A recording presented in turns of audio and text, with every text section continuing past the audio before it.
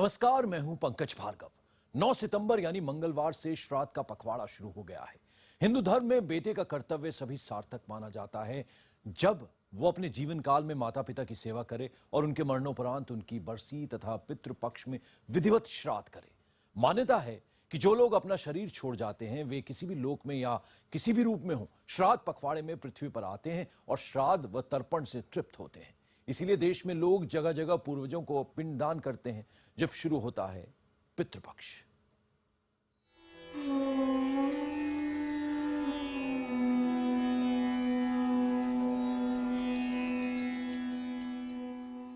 ओम श्रीं सर्वपितृदोष निवारणाय क्लेश हन हन सुख शांति देहि देहि फट स्वाहा।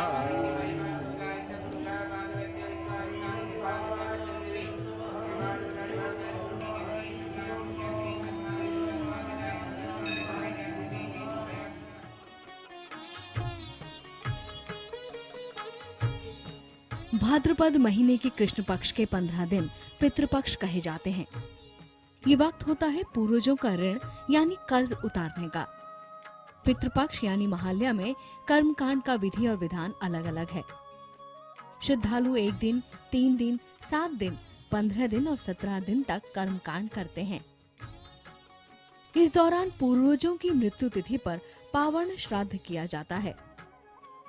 शास्त्रों की मान्यता है कि पितृपक्ष में पूर्वजों को याद कर दिया जाने वाला पिंडदान सीधे उन तक पहुंचता है और उन्हें सीधे स्वर्ग तक ले जाता है। माता पिता और पुरखों की मृत्यु के बाद उनकी तृप्ति के लिए श्रद्धा पूर्वक किए जाने वाले इसी कर्मकांड को कहा जाता है पितृ श्राद्ध। शास्त्रों में पिंडदान के लिए 3 जगहों को सबसे विशेष माना गया है।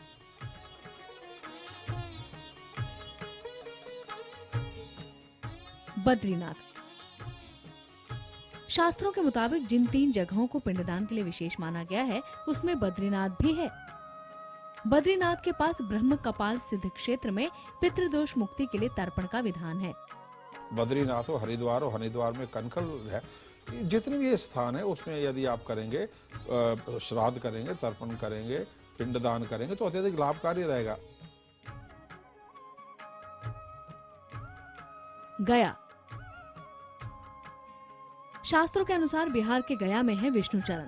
फल्गु नदी के तट पर विष्णुपद मंदिर के करीब अक्षय वट के पास पिंडदान करने से पूर्वजों को मुक्ति मिल जाती है।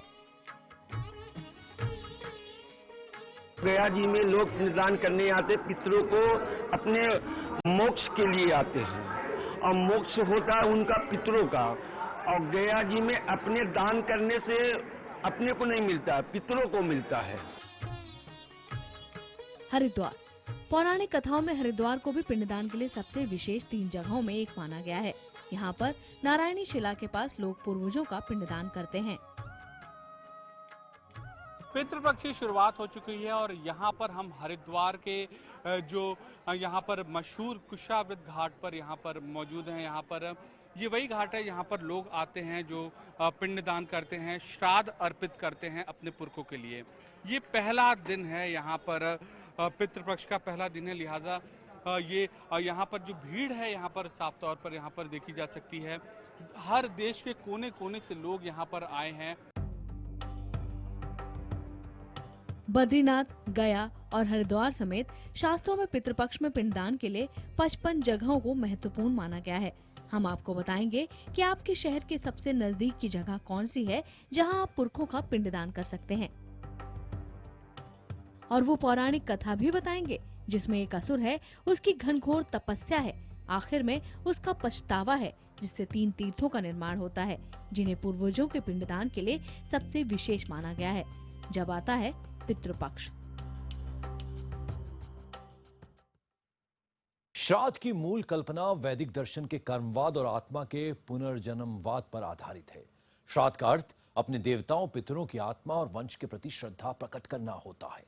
बिहार का गया इस मामले में सबसे बड़ा श्राद्ध तीर्थ माना गया है। बद्रीनाथ और हरिद्वार भी 3 अहम तीर्थों में हैं। क्यों इन्हें माना जाता है विशेष श्राद्ध तीर्थ, आइए ये जानते हैं।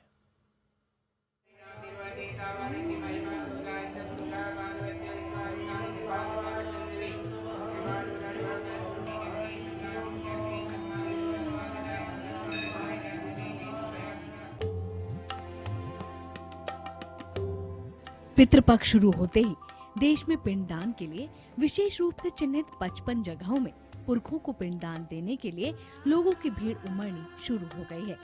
इन जगहों में सबसे महत्वपूर्ण जगह बिहार की राजधानी पटना से 100 किलोमीटर दूर गया को माना गया है। यहाँ साल में एक बार 17 दिनों के लिए मेला लगता है। पितृपक्ष मेला कहा जाता है। इस पितृपक्ष में फल्गु नदी के तट पर विष्णुपद मंदिर के करीब और अक्षय वट के पास पिंडदान करने से पूर्वजों को मुक्ति मिलती है। विश्व प्रसिद्ध पितृपक्ष मेला शुरू हो चुका है और हम मौजूद हैं अभी गया जिले के फल्गु नदी के तट पर। आप हमारे पीछे देख सकते हैं हजारों की संख्या में यहाँ पर लोग पहुंचे हुए हैं पिंडदान करने के लिए। और 17 दिनों तक चलने वाले इस मेले में 10 लाख से ज्यादा लोगों के आने की संभावना है।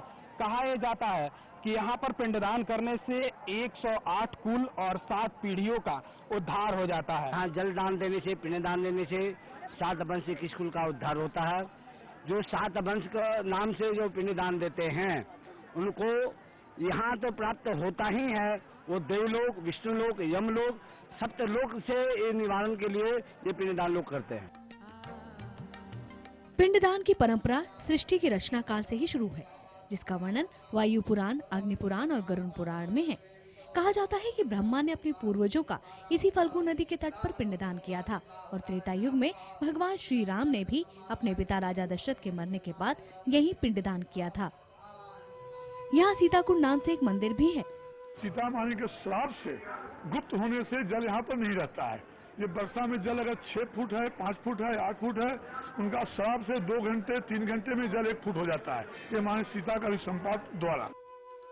गया में पिंडदान करने से माना जाता है कि पुरखों को सीधे मुक्ति मिल जाती है। इस मान्यता के पीछे गयासुर नाम के असुर की कहानी प्रचलित है, जिसके नाम पर ही इस शहर का नाम पड़ा।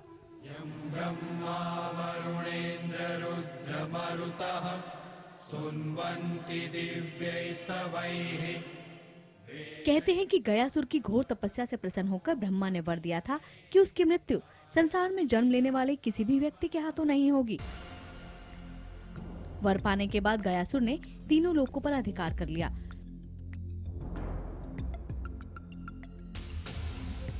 वो अत्याचारी हो गया।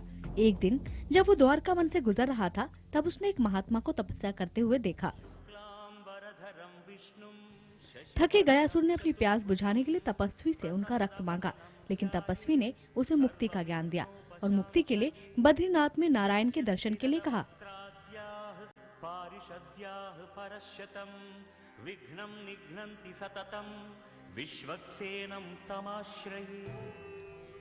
गयासुर बद्रीनाथ पहुंच गया, लेकिन नारायण को मंदिर में ना पाकर उनका कमलासन लेकर उड़ने लगा।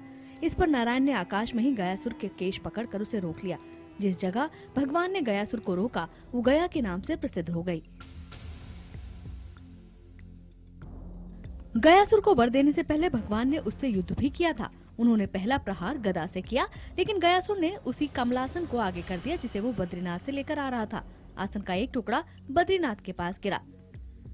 यही जगह आज बद्रीनाथ के पास ब्रह्म कपाल नाम से मशहूर है, जहाँ पितृपक्ष के दौरान लोग पूर्वजों को पिंडदान करते हैं। नारायण के दूसरे बार पर कमलासन का टुकड़ा उस जगह गिरा जहाँ आज हरिद्वार है। हरिद्वार में ये जगह नारायणी शिला के नाम से मशहूर है। यही वजह है कि पितृपक्ष में हरिद्वार में भी भारी संख्या में लोग जुटते हैं और अपने पुरखों के लिए पिंडदान करते हैं। पूर्णिमा से श्राद्ध पक्ष की शुरुआत हो गई है और यहाँ पर हम मौजूद है हरिद्वार में कुशाव्रत घाट के सामने और यहाँ पर लोग यहाँ पर अपने जो पितरों को है वो याद कर रहे हैं। पितरों मतलब अपने पूर्वजों को यहाँ पर याद कर रहे हैं और जो धार्मिक अनुष्ठान है वो यहाँ पर पूरा कर रहे हैं। पितृ ये ऐसा एक महीना है यहाँ पर लोग अपने पितरों को याद करके और यहाँ पर धार्मिक प्रक्रिया अपनाकर वो ये चाहते हैं कि उनकी मुक्ति हो और साथ ही जो उनके पूर्वज हैं जो उन्होंने जो एक अच्छे नेक काम किए हैं वो सदैव उनको याद रखें। जब तर्पण किया जाता है तो तिल, जौ, चावल के द्वारा उनका तर्पण किया जाता है और पिंडदान के लिए आटे की आवश्यकता भी पड़ती है। पिंडदान से उनकी क्षुधा पिपासा को तृप्त किया जा सकता है। हरिद्वार और बद्रीनाथ में श्राद्ध की महत्ता ठीक वैसी ही है जैसी कि गया की है, क्योंकि नारायण के प्रहार से कमलासन का तीसरा हिस्सा जो गयासुर के पास रह गया था उसे लेकर वो गया चला आया था। यही जगह विष्णुचरण या विष्णुपाद के नाम से प्रसिद्ध हो गई। लेकिन कमलासन के नष्ट होने के बाद गयासुर ने खुद श्री नारायण से मुक्ति की प्रार्थना की। इस पर भगवान ने न सिर्फ उसे मुक्ति दी, बल्कि कहा कि जिन 3 जगहों पर उनका कमलासन गिरा है, वहाँ पूजा करने से मुक्ति मिलेगी। इसी पौराणिक मान्यता के चलते इस बार भी गया के पितृपक्ष मेले में 10 लाख से ज्यादा लोगों के आने की संभावना है।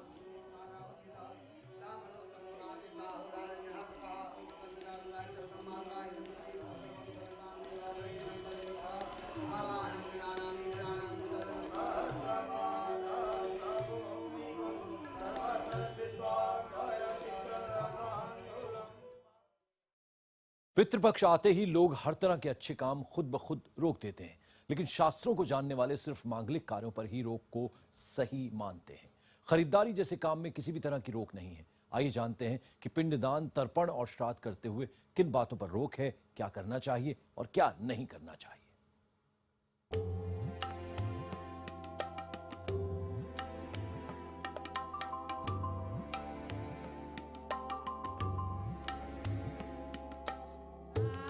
पितृपक्ष में सूर्य दक्षिणायन होता है। शास्त्रों के अनुसार सूर्य इस दौरान श्राद्ध तृप्त पितरों की आत्माओं को मुक्ति का मार्ग देता है। कहा जाता है कि इसीलिए पितर अपने दिवंगत तिथि के दिन पुत्र पौत्रों से उम्मीद रखते हैं कि कोई श्रद्धा पूर्वक उनके उद्धार के लिए पिंडदान, तर्पण और श्राद्ध करे। लेकिन ऐसा करते हुए बहुत सी बातों का ख्याल रखना भी जरूरी है। जैसे श्राद्ध का समय जब होता है जब सूर्य की छाया पैरों पर पड़ने लगे, यानी दोपहर के बाद ही श्राद्ध करना चाहिए। सुबह या 12 बजे से पहले किया गया श्राद्ध पितरों तक नहीं पहुंचता है। तैत्तिरीय संहिता के अनुसार पूर्वजों की पूजा हमेशा दाएं कंधे में जनेऊ डालकर और दक्षिण दिशा की तरफ मुंह करके ही करनी चाहिए। माना जाता है कि सृष्टि की शुरुआत में दिशाएं देवताओं, मनुष्यों और रुद्रों में बंट गई थी। इसमें दक्षिण दिशा पितरों के हिस्से में आई थी। हमारे मूल में जो हमारे पुरखे हैं, हमारे पूर्वज हैं, हमारे पितर हैं, उनका श्रद्धा, वंदन, स्मरण, अभिनंदन करने के लिए हम भाद्रपद पूर्णिमा से आश्विन मास की अमावस्या तक 16 दिन का एक श्राद्ध पक्ष बनाते हैं, जिसमें विभिन्न शास्त्रीय मान्यताओं के आधार पर अनेक शास्त्रीय आचार करते हैं, अनुष्ठान करते हैं, तर्पण करते हैं, पंचबली करते हैं व अन्य ब्राह्मणों इत्यादि को भोजन करा करके उन पितरों की पुष्टि का प्रयास करते हैं। श्राद्ध पक्ष में पितरों के श्राद्ध के समय कुछ विशेष वस्तुओं और सामग्री का उपयोग और निषेध बताया गया है, जिसके अनुसार श्राद्ध में 7 पदार्थ गंगाजल, दूध, शहद, तरस का कपड़ा, दौहित्र, कुश और तिल महत्वपूर्ण है। तुलसी से पितृगण प्रलय काल तक प्रसन्न और संतुष्ट रहते हैं। मान्यता है कि पितृगण गरुड़ पर सवार होकर विष्णु लोक को चले जाते हैं। श्राद्ध सोने, चांदी, कांसे, तांबे के पात्र से या पत्तल के प्रयोग से करना चाहिए। आसन में लोहे का आसन इस्तेमाल नहीं होना चाहिए। केले के पत्ते पर श्राद्ध भोजन निषेध है, लेकिन पितृपक्ष को लेकर कुछ गलत धारणाएं भी बन गई हैं। ज्योतिषियों का मानना है कि श्राद्ध पक्ष में मांगलिक कार्य यानी सगाई और शादी से लेकर गृह प्रवेश निषेध है, लेकिन श्राद्ध में खरीदारी अशुभ नहीं शुभ है। इससे पूर्वजों का आशीर्वाद मिलता है। इस बार 16 दिन में 9 दिन खरीदारी के लिए श्रेष्ठ माने गए हैं। श्राद्ध पक्ष में जिस तिथि में आपके अपने पूर्वज का श्राद्ध है या जिस तिथि में मृत्यु को प्राप्त हुए हैं, उस तिथि के दिन आपके पूर्वज आपके घर में, आपके परिवार में आशीर्वाद के रूप में उपस्थित होते हैं। ऐसी स्थिति में यदि आप कोई भी खरीदारी करते हैं, खास तौर पर खरीदारी से मतलब है कि जो जैसे वस्त्र आदि खरीदारी है या कोई अस्थायी खरीदारी है, उसके लिए कहीं भी किसी प्रकार का कोई दोष नहीं होता है। यही वजह है कि जयपुर में श्राद्ध के पखवाड़े में भी माहौल शॉपिंग उत्सव जैसा बन गया है। बापू बाजार के फैंसी स्टोर पर नीता ने अपने लिए कंगन पसंद किए हैं। ऐसा कुछ नहीं है, अब टोटली ट्रेंड चेंज हो गया है। नई जनरेशन चाहती थी, उनको कोई फर्क नहीं पड़ता कि श्राद्ध है या क्या, सब परचेजिंग करते हैं। शादी की शॉपिंग वॉपिंग सब श्राद्ध में कर लेते हैं आजकल। पहले ऐसा नहीं करते थे, नहीं करते, आजकल सब कर लेते हैं भाई। श्राद्ध घर से मना के आते हैं और शॉपिंग कर लेते हैं घर पे। पितृपक्ष में खरीदारी के श्रेष्ठ योग से बाजार के चेहरे पर रौनक लौट आई। दुकानदार खुश हैं कि अब लोगों में पितृपक्ष के शॉपिंग के लिए लिहाज से अशुभ होने की पुरानी मान्यता धीरे धीरे टूट रही है।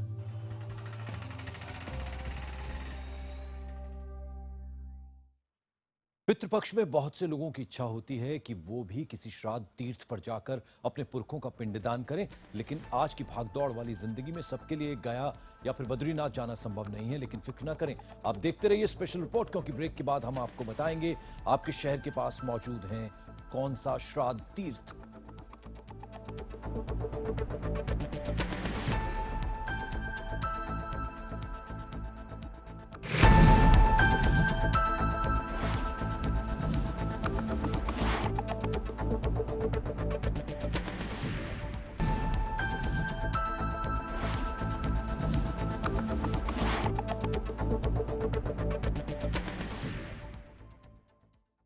आप देख रहे हैं स्पेशल रिपोर्ट।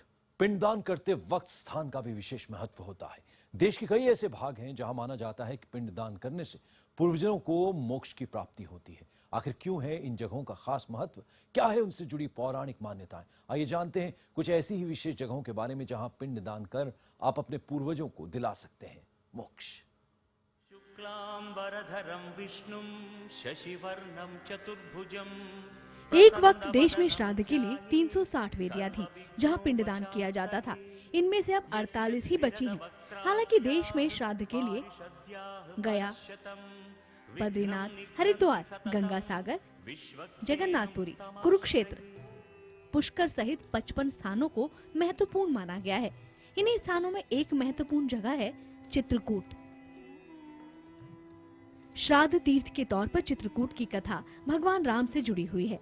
कहा जाता है कि राम का वनवास ना सह पाने से जब राजा दशरथ का निधन हुआ तब राम चित्रकूट में थे। उन्होंने चित्रकूट के ही घाट पर पिता का श्राद्ध किया था। राजा दशरथ के श्राद्ध से जुड़ी अलग अलग कहानियों में एक तीर्थ राजप्रयाग से भी जुड़ी है। कहा जाता है कि भगवान राम ने त्रिवेणी तट पर ही अपने पूर्वजों का तर्पण किया था। कहा जाता है कि यहाँ राजा राम के पंडों की वो पीढ़ी आज भी है जिसे वो अयोध्या से लेकर आए थे। प्रयाग में सर्वप्रथम, चूंकि भगवान विष्णु का चरण कहा गया है प्रयाग को, इसलिए सर्वप्रथम प्रयाग में पिंडदान किया जाता है। उसके बाद काशी में, तत्पश्चात गया में। प्रयाग के तीर्थ पुरोहितों के मुताबिक भगवान विष्णु चरण भी इलाहाबाद में ही विराजमान माने जाते हैं। इसीलिए श्रद्धालु अपने पूर्वजों के मोक्ष की कामना लेकर यहाँ आते हैं। पितरों के मुक्ति के स्थानों का जिक्र काशी के बिना अधूरा ही है। काशी के अति प्राचीन पिशाच मोचन कुंड पर बहुत विशेष माना जाने वाला त्रिपिंडी श्राद्ध होता है।